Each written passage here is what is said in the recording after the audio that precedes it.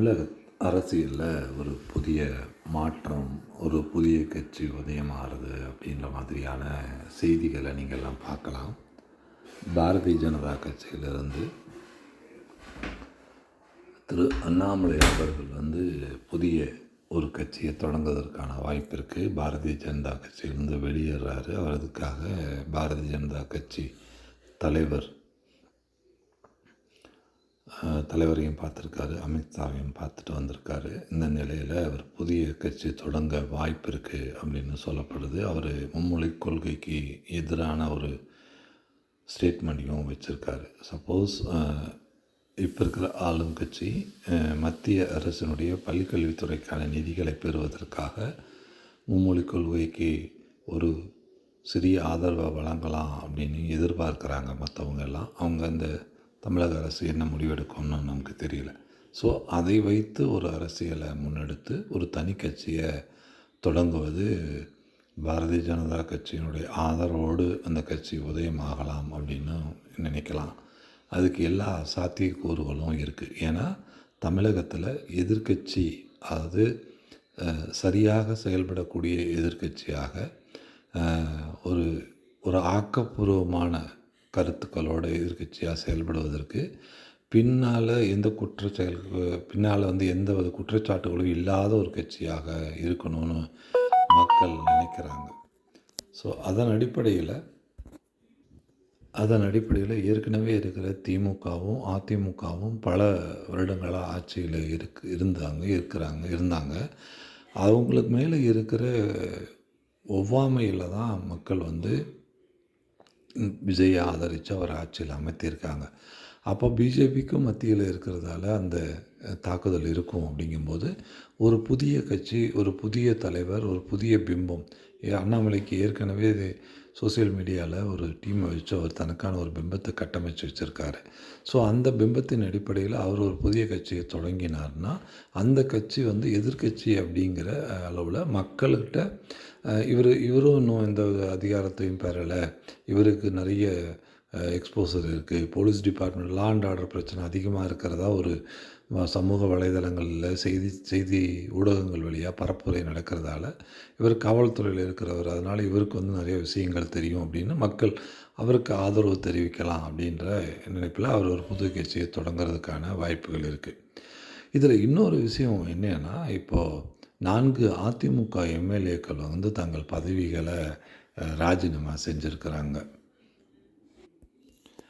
4 எம்எல்ஏக்கள், அதிமுக எம்எல்ஏக்கள் தங்கள் பதவிகளை ராஜினாமா செய்துட்டு தவிக கட்சியில் இணைந்திருக்காங்க. அதில் பெருந்துறையும் ஒரு தொகுதி. அந்த பெருந்துறை, தொண்டாமுத்தூர், அப்புறமா போன தடவை பிஜேபி வெற்றி பெற்ற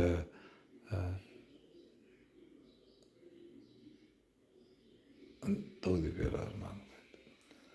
வெற்றி பெற்ற அந்த தொகுதியை அவர் கேட்டுட்டு இருந்தார் அப்படின்னு சொல்லி மொடக்குறிச்சி கேட்டுட்டு இருந்தாருன்னு சொன்னாங்க. ஸோ பெருந்துறை ஜாதி ரீதியாக அவருக்கு அது ஒரு பலமான தொகுதியாக அவர் கருதலாம்னு நினைக்கிறேன். ஸோ அந்த பெருந்துறை இடைத்தேர்தல் தொகுதியில் அவர் போட்டியிட்டு வெற்றி பெற்று அவர் சட்டசபைக்கு செல்லுகிற போது ஏற்கனவே இருக்கிற ஒரு சட்டமன்ற உறுப்பினரோடு 2 சட்டமன்ற உறுப்பினர்களாக சட்டசபையில் ஆக்கப்பூர்வமான எதிர்க்கட்சியாக அவர் செயல்பட்டார்னா அப்போது அந்த கட்சி, அவர் தொடங்குகிற கட்சிக்கு ஒரு பெரிய வாய்ப்பு இருக்கலாம் அப்படிங்கிற திட்டமிடலோடு அவர் களத்துக்கு வராருன்னு நான் நினைக்கிறேன்.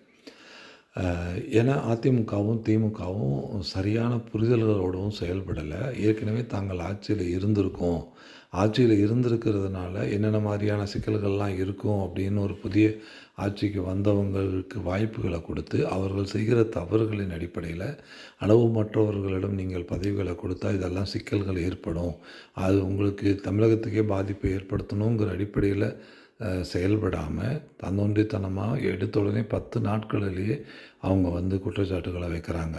கடந்த ஆட்சி காலகட்டங்களில் இருந்த குற்ற செயல்கள் தான் நடக்குது. கடந்த ஆட்சி காலங்களில் நிர்வாக சீர்கேடுகள் தான் இப்பயும் நடக்குது. அது புதியவர்களாக வந்தபோது அதே நடந்தாலும் பலமுறை ஆட்சியில் அதிகாரத்தில் இருந்த மந்திரிகள் ஆட்சிக்கு வரும்போது நடப்பதற்கு உள்ள வேறுபாடுகளை மக்களே புரிஞ்சு வச்சுருக்காங்க. ஸோ நீங்கள் மீடியாக்களாலும், அதாவது ஊடகங்களும் நீங்களும் சமூக வலைதளங்கள்ல இருக்கிற உங்கள் ஆட்களால் மட்டுமே ஒரு நரேட்டிவை செட் பண்ண முடியாது. ஏன்னா, நீங்கள் செட் பண்ண அந்த நரேட்டிவை தாண்டி தான் அவங்க ஜெயிச்சிருக்காங்க. ஸோ, அது நீங்கள் அதை கூட இன்னும் புரிஞ்சிக்கல. இன்னும் நம்ம ஏன் தோத்தோம் அப்படிங்கிறத இன்னும் புரிஞ்சிக்கல. அதிமுகனா இன்னும் ரொம்ப அ கடைநிலையில இருக்கிறாங்க. தங்களுடைய போஸ்ட்மார்ட்டம் வந்து ரொம்ப மோசமா செய்து வைத்திருக்காங்க. அவங்களுடைய வாக்கு வங்கிகள் எதுன்னு கூட இன்னும் தெரியல அவங்களுக்கு. இன்னைக்கும் கூட தெரியல. தாம் தோற்றதுக்கான எந்த வாக்கு வங்கியை இழந்திருக்கோன்னு தெரியல. அந்த வாக்கு வங்கிகள் தங்களுக்கு திரும்புமா அப்படிங்கிறதுக்கான செயல் 1% கூட அவங்க அந்த செயல்கள்ல இறங்கல. அந்த அந்த மக்களுக்காக வேலை செய்ய வேண்டாம். அந்த மக்கள் எங்கேயாவது கஷ்டப்பட்டுட்டு இருக்காங்களா? தங்களோட வாக்கு வங்கிகள் எதுன்னு அவங்களுக்கு நல்லா தெரியும். அந்த மக்களுடைய வாழ்வாதாரத்தில எவ்வளோ சிக்கல்கள் இருக்குங்கிறத அட்ரஸ் பண்ணுறதுக்கு கூட அவங்க இன்னும் போகல. ஸோ, அதனால் அவங்க க கடந்த வரும் காலங்களில் அவங்களுடைய நிலை ரொம்ப கஷ்டகரமா போயிடும். திமுக வந்து எதிர்க்கட்சி அந்தஸ்து குடுத்துருக்காங்க. அவங்க அத காப்பாத்திக்கிட்டாங்கன்னா, அவங்க அந்த இடத்துல அடுத்த 5 ஆண்டுகள் இவங்க சரியா செயல்படலைன்னா, அவங்க அந்த இடத்த பிடிக்கிறதுக்கான வாய்ப்போடு தான் அவங்கள விட்டு வச்சிருக்காங்க தமிழக மக்கள். அத அவங்க இன்னும் தங்களை தாங்களே தாழ்த்திக்கிறாங்க. அதாவது என்னமோ சொல்லுவாங்கல்ல, "தவளையும் தன் வாயால் கெடும், நூணரும் தன் வாயால் கெடும்" அப்படிங்கிற மாதிரியான செயல்பாட்டில திமுக இருக்கிறாங்க. அது அதிமுகவுக்கும் பொருந்தும். அ அதிமுகவுல இருக்கிற இந்த அ எல்லா தலைவர்களுமே ஒரு தலைமை பண்பு இல்ல. ஒரு ஒரு பிரச்சனையை எதிர்கொள்வதில சரியா இல்ல. ஒரு திட்டம் போடுறோம். ஒருத்தன கவுக்கிறதுக்கு திட்டம் போடுறோம். அந்த திட்டம் போடுறதில கூட புத்திசாலித்தனம் இல்ல. விவேக் சொல்ற மாதிரி, "ஏன்டா ஒரு செருப்ப திருடிட்டு போயி நீ என்னடா செய்ய போற? ஒரு செருப்ப வச்சுட்டு நான் என்னடா செய்ய போறேன்?" அந்த மாதிரி திட்டம் போடுறாங்க. அடுத்தவன கவுக்கிறதுக்குன்னா, இப்போ ஒரு திட்டம் போடுறோம். நியாயமான ஒரு திட்டமா இருந்ததுன்னா, ஒரு ஒரு 30% அறிவு இருந்தா போதும். ஆனா, ஒருத்தன கவுக்கிறதுக்கு, ஒருத்தன் மேல ஏறி உட்கார்றதுக்குன்னா, 110% யோசிக்கணும். அப்பதான் நீங்க ஜெயிக்க முடியும். ஸோ, இது 2 டைப் இருக்கு. ஏன்னா, இது 30%ல என்ன நடந்தாலும் சந்தோஷம் தான்.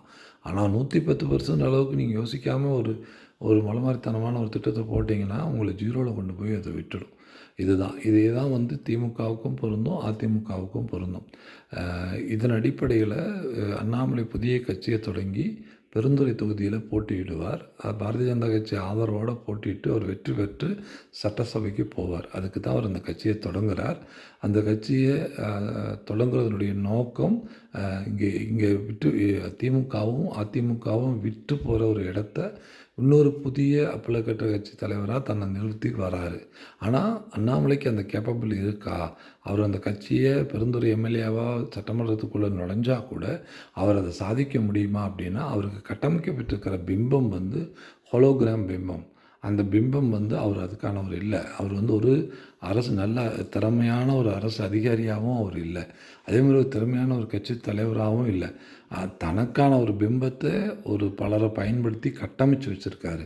பல கேள்விகளுக்கான பதில்கள் வந்து தன்னுடைய அனுபவத்திலருந்து சொல்றாரு.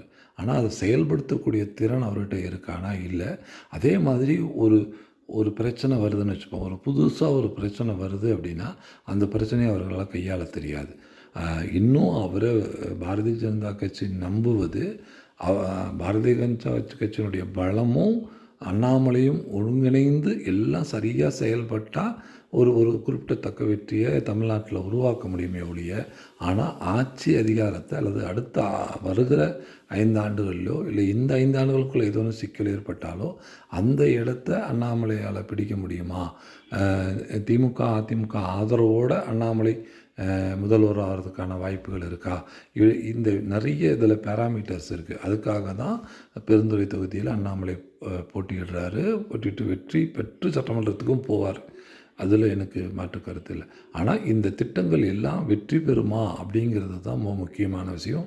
அதுக்கு அண்ணாமலை தகுதியான நபரானா, என்ன பொறுத்தவரைக்கும் என்னுடைய அனுபவத்தின் அடிப்படையில, அவருக்கு அது சரியானவர் இல்ல. அந்த திட்டம் வெற்றி பெறாது. இந்த 5 ஆண்டுகளுக்குள்ள ஏதேனும் சிக்கல் ஏற்படுத்தப்பட்டாலும் கூட, அண்ணாமலை அதுக்கு பொருத்தமானவரா இருக்க மாட்டார். இதுதான் இன்றைய நிலை. நம்ம இன்னும் வரும் காலங்களில் என்ன மாதிரியான மாற்றங்கள் ஏற்படுகிறது என்பதை பொறுத்து நம்ம அதை பற்றி பேசலாம். எல்லாருக்கும் நன்றி, வணக்கம். இந்த கருத்துக்களை பிறருக்கும் கடத்துங்க. எந்த வழியில் கடத்தினாலும் சரி. எனக்கு ஒரு லைக்கை போடுங்க. தொடர்ந்து நான் கருத்துக்களை தெரிவிக்கிறதுக்கு கமெண்ட் போடுங்க. அப்போ தான் நீங்கள் எல்லாம் என்ன நினைக்கிறீங்க, என் கருத்து புரியுதா, இல்லை நிறைய கருத்தை ஒரே இடத்துல சொல்லிவிட்டு அவங்களால ப்ராசஸ் பண்ண முடியலைன்னா, பர்டிகுலராக நான் கருத்து கேட்டிங்கன்னா, அந்த கருத்தை தனிப்பட்ட முறையில் நான் கீழே விளக்கினா பலருக்கும் புரியலாம். ஏன்னா நான் பேசுகிறது வந்து மேலிருந்து பேசுகிறேன். நிறைய கருத்து அதுக்குள்ளே இருக்குது. அந்த கருத்துக்கு ஒவ்வொரு கருத்துக்கும் ஒரு தனித்தனி விளக்கங்களை தர வேண்டியது இருக்குது. ஆனால் நான் ஃப்ளோவாக பேசுகிறதால அதை அப்படியே சொல்லிடுறேன். அது எனக்கு இருக்கிற பிரச்சனை தான். ஆனால் நீங்கள் அதை கேளுங்க. நான் கமெண்ட்டில் கேட்டிங்கன்னா, அந்த தனிப்பட்ட அந்த விஷயத்த நான் இன்னும் கொஞ்சம் எலாபரேட்டாக கமெண்ட்டில் சொல்லிடுறேன்.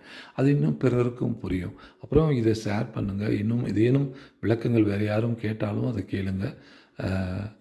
த அதாவது நீங்கள் ஒரு தவறான கமெண்ட்டை போடுறதுனால எனக்கு ஒரு பிரச்சனையும் கிடையாது. கமெண்ட் போடுறவங்க வெளி உலகத்துக்கு தெரிஞ்சிடுவீங்க. அவ்வளோதான். எனக்கு வேறு பிரச்சனை இல்லை.